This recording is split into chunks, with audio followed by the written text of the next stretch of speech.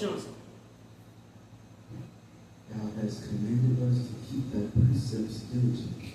He said, thou hast commanded us. Is that right? He said, thou has commanded us to keep thy precepts diligently. He didn't say do it when you're going to do it. He said do it when it's convenient for you. He didn't say that. He said, thou hast commanded us to keep thy precepts diligently. Diligently means that you got to work at it. You got to keep working at it. Amen. If you fall, you got to get up and you got to go again. Amen. That's what God requires. He said he requires a change.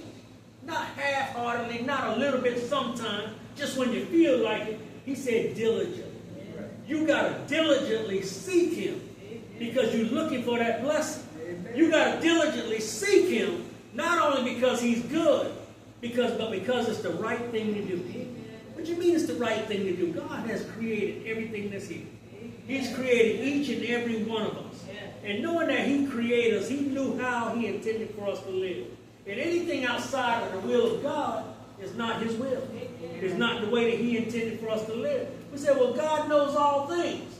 And everybody says God is a good God. And everybody knows that God will come through. God will make a way.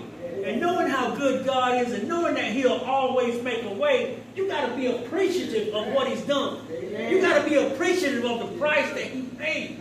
You know, he gave up his life that you might have life.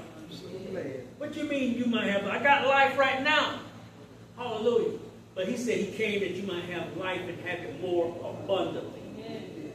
You know, you can live, and you can go through this and you can go through that, but if you're outside of the will of God, you're not living that life that God would have you to live. You're not living the way that God would want you to live. And you want to be up under his wings. You want to be in his blessing. You want him to be pleased with the life you live. Is he pleased today?